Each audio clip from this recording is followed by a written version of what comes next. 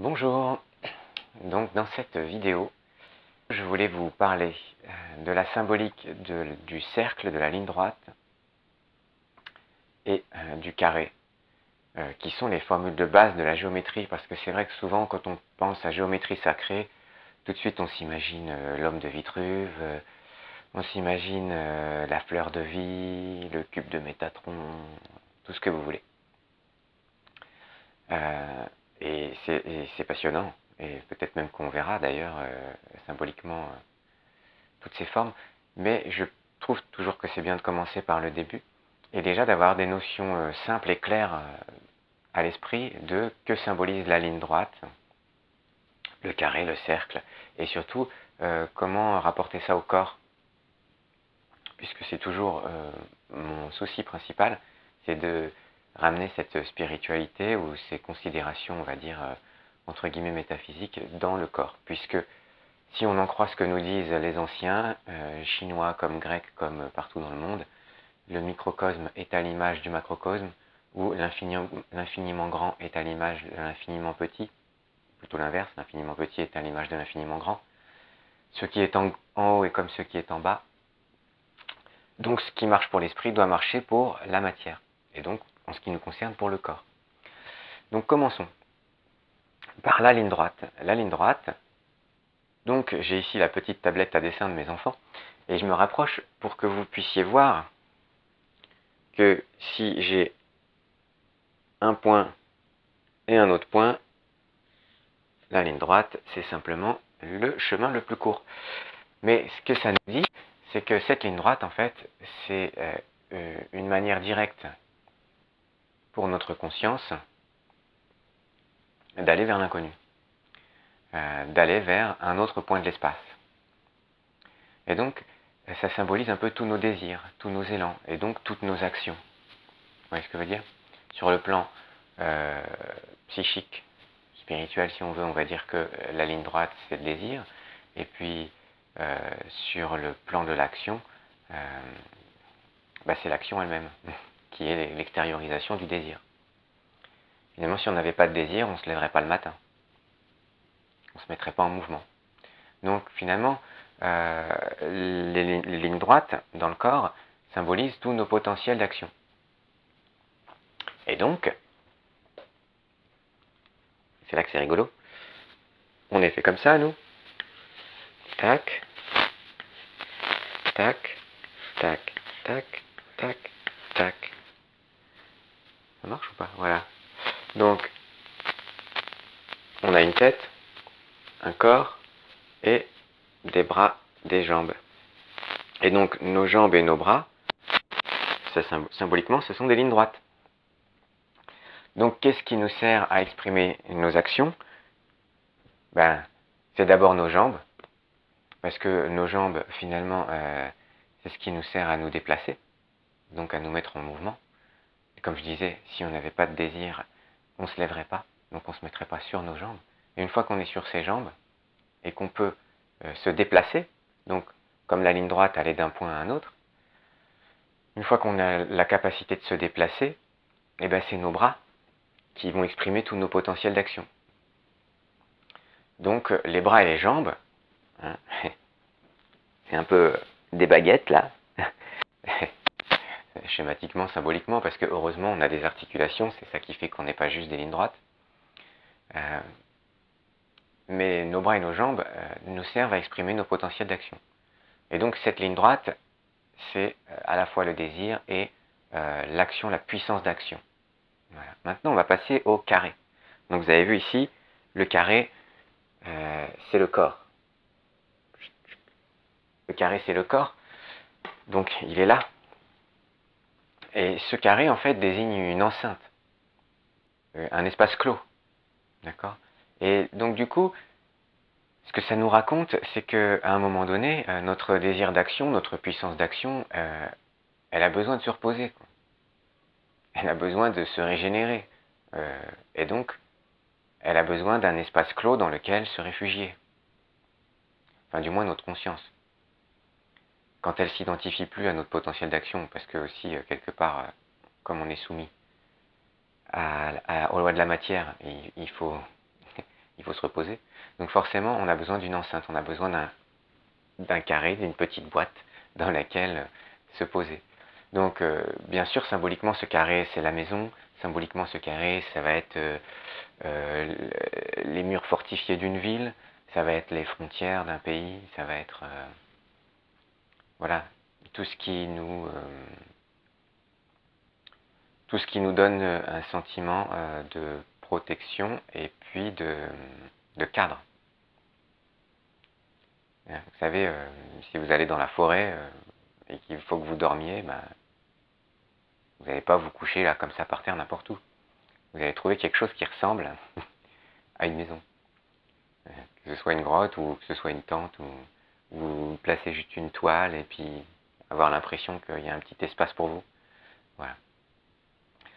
Donc ça c'est le carré. Donc le carré symbolise à la fois notre désir de protection et puis notre besoin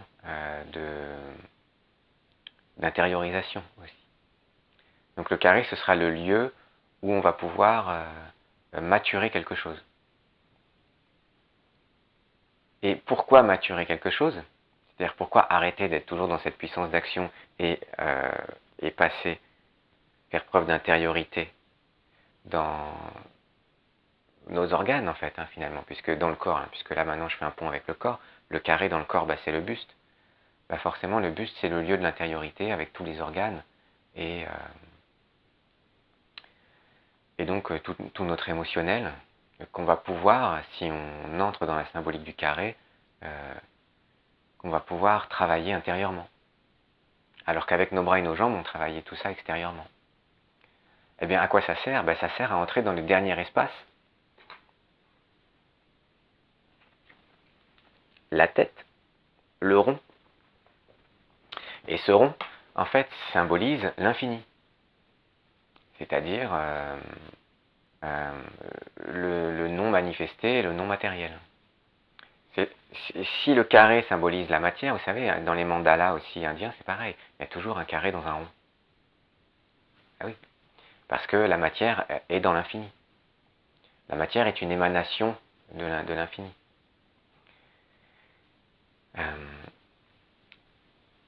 Et donc, en fait, cette maturation qu'on doit faire dans le carré, c'est pour sortir du carré.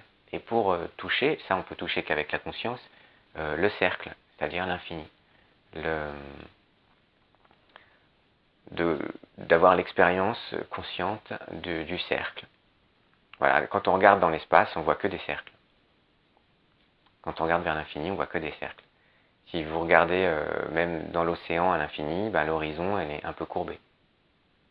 Un tout petit peu, ça se voit pas beaucoup, mais bon, on le sait qu'elle est courbée alors, peut-être pour ça. Mais sinon, voilà, toutes les planètes sont rondes, toutes les orbites sont à peu près rondes, on voit que des cercles partout. Et puis on sait très bien qu'une ligne droite à l'infini, ça fait une courbe. Les mathématiques le disent aussi. Donc tout ce qui nous paraît comme étant une ligne droite, on sait très bien qu'à un moment donné, ça se courbe. Et on sait que de toute manière, l'espace-temps se courbe, donc de toute façon, tout est courbé. Et puis, à un moment donné, pas d'un point de vue physique, mais d'un point de vue de la conscience, il paraît que l'espace-temps n'existe pas à un certain moment donné. Et c'est au moment où l'espace-temps se termine, j'en avais parlé un petit peu dans la vidéo sur l'Apocalypse, qui veut dire la fin des temps. On peut imaginer que c'est la fin du temps. Si à la fin du temps, il y a aussi la fin de l'espace, puisqu'on parle d'espace-temps.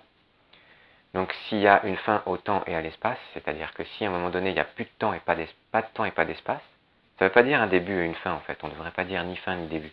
On devrait dire absence de temps et d'espace. C'est ce que veulent dire les Chinois quand ils disent Wu. Wu, il n'y a pas. C'est pas la question du début ou de la fin, c'est il n'y a pas. Pas de temps, pas d'espace. C'est un peu compliqué, mais c'est ça, le rond. Et donc là, on est vraiment dans le métaphysique à ce moment-là. L'ineffable, l'indicible. Voilà. Et donc ça, c'est le cercle. On est fait de tout ça, nous. De puissance d'action, d'un espace d'intériorité, et puis d'un espace d'accès au divin, à l'indicible, à l'éternel.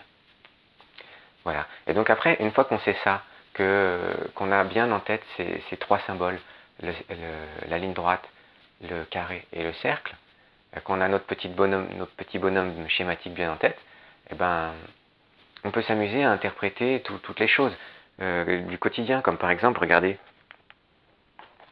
qu'est-ce que c'est un soleil? Un soleil, c'est un rond. Bon, il est nul. Voilà. Voilà, ça c'est un bon grand soleil. C'est un rond, donc c'est l'infini. Et de l'infini va partir plein de rayons, comme ça, plein de lignes droites, qui symbolisent l'infini potentiel d'action. C'est joli ça. On dessine ça depuis qu'on est tout petit. Bah, dans la symbolique, c'est parfait.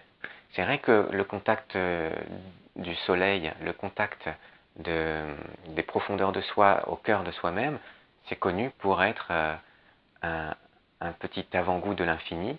Et quand les gens ont goûté, ont eu cette révélation de leur identité, ou peut-être même de leur absence d'identité au niveau du cœur, d'un coup, naît en eux un infini rayonnement avec un enthousiasme infini pour faire, agir dans le monde de la meilleure des manières qui soit, ou du moins de la manière qui leur convient complètement, sans aucun doute, donc complètement investis dans une nouvelle puissance d'action du fait qu'ils aient goûté à ce cercle, à cet infini, en conscience. Donc voilà, ça résume beaucoup de choses de la spiritualité, et simplement en explorant 3 formes géométriques de manière symbolique.